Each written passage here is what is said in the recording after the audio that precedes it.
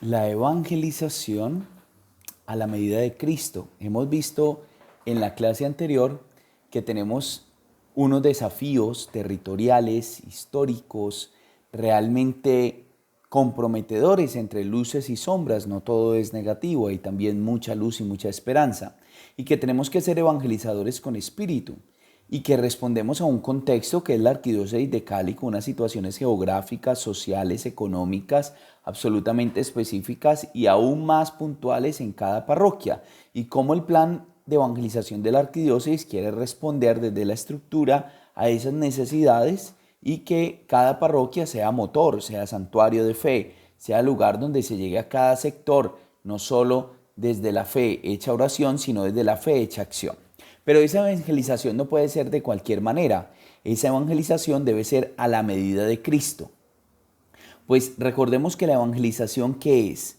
Es el anuncio de la persona de Jesús para la edificación del reino de Dios. Las predicaciones y la acción de Jesús tenía como objetivo algo, y ese objetivo era la construcción, la edificación del reino de Dios.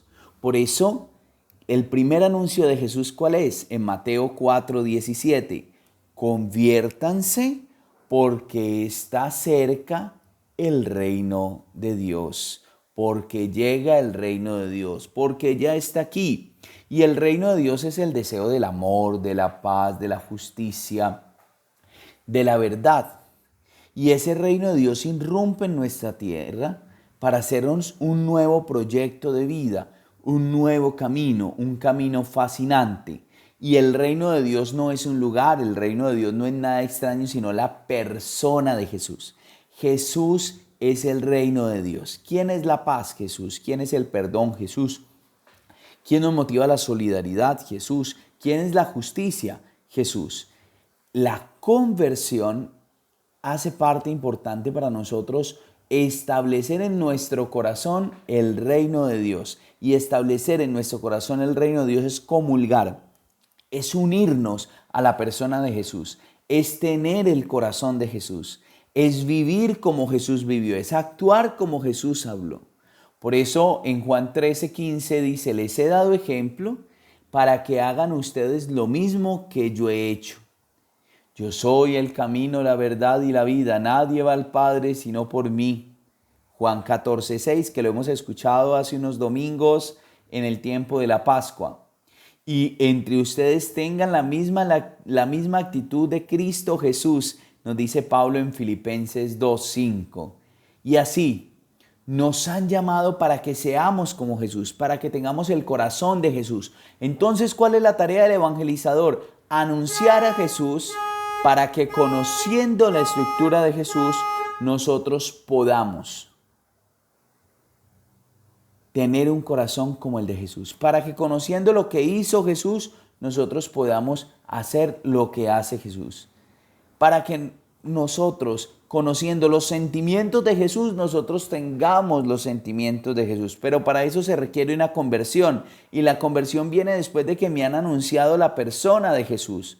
Por ende, evangelizadores con espíritu es anunciar a Jesús para que conociendo a Jesús, amándolo y siguiéndolo, construyamos el reino de Dios. Pues todos somos el cuerpo de Cristo. Por eso entonces vamos a revisar cómo Jesús fue edificando el reino de Dios que se actualiza en sí mismo. Cómo Él lo fue edificando con su propia vida. Porque es que a veces pensamos que el reino de Dios es un lugar, un paraíso de chocolate, una cosa muy bonita, donde hay el sol, donde vamos a caminar libremente, donde vamos a abrazar los árboles. No, el reino de Dios es una persona y esa persona es Jesús. Y tú lo estableces en tu vida cuando, conociendo a Jesús, vives como Jesús vivía. Primero, Jesús quiere introducir en la vida la compasión como principio de actuación. Es la puerta de entrada al reino, la sensibilidad del corazón, la misericordia. Siempre se mostró con entrañas de misericordia hacia aquellos que sufrían. Sean compasivos como su Padre es compasivo. llenar la vida de las personas. No podemos evangelizar ni podemos ser como Jesús con un corazón a veces egoísta, ensimismado, duro, sino con un corazón sensible, un corazón noble, un corazón entregado a la realidad de los demás, un corazón que sienta el dolor del otro, un corazón que sienta la necesidad del otro, un corazón que sienta el amor por el otro. Jesús pasó haciendo el bien con una vida de compasión, fijándose en la viuda, en el leproso, en el ciego, en el abandonado, en el que tenía su corazón duro, en el que estaba en el pecado, tenía un corazón sensible frente a la realidad del otro. Segundo, la compasión se hace ver en la cercanía de Dios. Jesús se hizo cercano. Hoy más que nunca necesitamos una iglesia cercana a toda la sociedad, cercana a toda la humanidad, a creyentes y a no creyentes. Ya no los llamo siervos sino amigos. Juan 15:15. Un amigo que lava los pies que encontramos en Juan 13 y que comparte a la mesa, Lucas 19. Juan 15:15, Juan 13 del 1 al 15 y Lucas 19 del 1 al 10. Que los invita a descansar en Mateo 11:28. Estoy dando estos textos para que ustedes puedan buscarlos y profundizar, porque en estos 20 minutos de clase es muy complicado profundizar a fondo. Que escucha las emociones y los momentos más importantes de la vida. Los discípulos y todos buscaban a Jesús y le comentaban lo que habían experimentado en la misión, pero también muchos que se encontraban con Jesús le contaban las realidades que han vivido de pecado hace mucho tiempo. Lucas 10:17, Lucas 10:16. Y entonces el desafío de la evangelización primero es sentir compasión. Pero una compasión no es decir, pobrecito, ay qué cosa tan horrible, sino que una compasión que hace cercano al evangelizador. Jesús se hacía cercano. El gesto de tocar, de acercarse, de mirar a los ojos, era muy importante estos gestos, leerlos en la palabra, porque era la manera como Jesús se acercaba. Tercero, esta compasión que se hacía cercana se hace presente también en la amistad, en la oración. Una oración que no es otra cosa que una relación de amistad de Dios con el hombre, un encuentro íntimo. Todo esto que vivimos, la compasión, toda esta cercanía hay que pasarlo por el filtro de la oración, hay que ponerlo en manos de Dios, porque no somos nosotros quienes hacemos la obra, sino que es el Señor quien hace la obra. Por eso Jesús muy bien decía que el Padre le había enviado a hacer su voluntad. Por eso Él pone en oración directamente con el Padre todo lo que vivía. Si vemos Jesús antes de actuar, antes de enviar a los discípulos, siempre decía, y después de hacer oración bajó de la montaña como un lugar de encuentro con el Señor. Cuarto, la dignidad de los últimos como meta. Jesús nos ama a todos, pero tiene una opción preferencial por los últimos, por los más necesitados, por los que tienen dolor, por los excluidos, por los pecadores, por los leprosos, por los descartados. Jesús sintió compasión de la multitud. Jesús llora ante la tumba de su amigo en Juan 11:28. Es una compasión que se hace cercana a los demás, que pasa por el filtro de la oración, pero que tiene una opción preferencial por los olvidados, por los más necesitados. Y es también nuestra opción preferencial. No es la opción única, es la opción preferencial. Quinto, la actuación curadora como programa. Entra, no solo se acerca, sino que busca solucionar la dificultad. Les cura, les sana, les da testimonio, siente el dolor del otro, cura enfermos. Una iglesia que es samaritana, una iglesia que se acerca, que ayuda, porque es que a veces nosotros leemos realidades muy bonitas, las ponemos en oración, pero no hacemos nada. Una iglesia que es samaritana, que se acerca al que sufre. Sexto, el perdón de Dios como horizonte. Él nos muestra que debemos acercarnos para perdonar.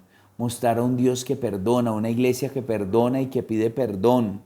Generar una cultura de la reconciliación, no de la división, sino de la escucha. A mí me preocupa mucho los nuevos fariseos hoy que teniendo mucha fe se dan con la capacidad de vivir juzgando en redes sociales a todo el mundo y de seguir defendiendo una cantidad de preceptos religiosos que lo que hacen es dividirnos más, cuando verdaderamente lo que nos debería identificar es el amor, es la misericordia, es el perdón, es la reconciliación. No cabe en la cabeza que un creyente se alegre por la muerte de alguien, así sea muy malo. Jesús sentía compasión también por aquellos que estaban equivocados, perdonó al ladrón, invitó a Zaqueo a su casa, llamó a Mateo, que era un recaudador de impuestos, a la misión.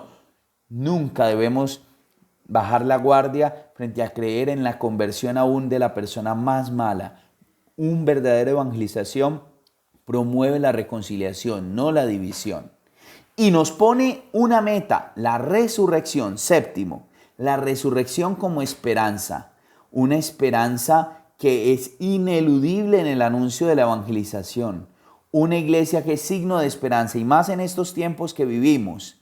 Ser signo del saber de que el Señor le da sentido a todo, de que a veces somos demasiado terrenales, de que a veces somos demasiado pesimistas. Creemos en el Señor, pero nos derrumbamos ante las situaciones difíciles. Jesús siempre anunciaba la reconciliación la resurrección, y que siempre estaría con nosotros, su presencia ineludible. Yo estaré con ustedes. Hay una promesa que Él cumple y eso le da sentido a la vida. Si la esperanza en la vida eterna, si la esperanza en la resurrección no la tenemos, nuestra vida carece de sentido, nuestros esfuerzos carecen de sentido, nuestras luchas carecen de sentido. Es Jesús allá en la eternidad, con el anuncio de la resurrección, de la vida eterna, que da sentido a nuestra vida. Octavo, la comunidad como espacio concreto del reino.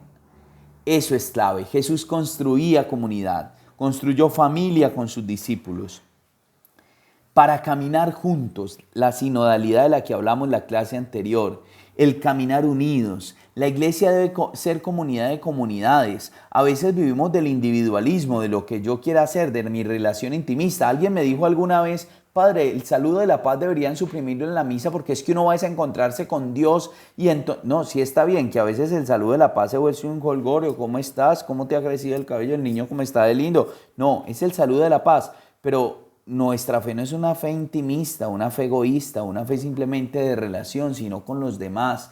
Oro con los hermanos, celebro la fe, la oración del otro por mí es muy importante como la mía por el otro. La vida de comunidad, la ayuda mutua, una sociedad distinta, una comunidad que camina en el amor.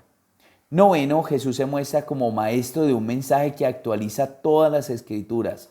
Siempre el anuncio del Evangelio será actual y propio para todo momento, adaptándolo. Pero siempre la palabra de Jesús responderá a todas nuestras necesidades. Así que una evangelización a la manera de Jesús, con el Espíritu de Cristo, es decir, sensible, compasiva, no indiferente, cercana, actuando con misericordia, con justicia, promoviendo la reconciliación, la unidad, buscando siempre que en nuestro acompañamiento tengamos como meta la resurrección para darle sentido, las promesas del Señor, que crea comunidad, que no es egoísta, que cada uno no tira para su lado y que siempre el mensaje lo hace actual a cada realidad. Por eso tan importante es la primera clase de contextualizar en donde vivimos. Ese es el evangelizador, el mensajero, el que lleva a Jesús, pero no a un Jesús intimista, no a un Jesús simplemente espiritualista, sino un Jesús cercano, de misericordia, que camina, que cumple sus promesas, que cura, que actúa, que ora, que crea comunidad, que perdona, que actualiza el mensaje. Ese es el anuncio evangelizador. Si no, no tendremos un anuncio de evangelización verdadero. Terminaremos hablando de nosotros mismos. Pregunta para trabajar. Además de revisar los textos, algunos que les di, preguntar es: ¿qué me falta para ser evangelizador como Jesús? ¿Qué me falta? Pero también, ¿Qué rasgos tengo de Jesús? Hemos mencionado la cercanía, la misericordia, la oración, el perdón, la acción curando a los enfermos, el crear la comunidad, actualizar. Bueno, los 9 puntos. ¿Qué rasgos tengo de Jesús como evangelizador?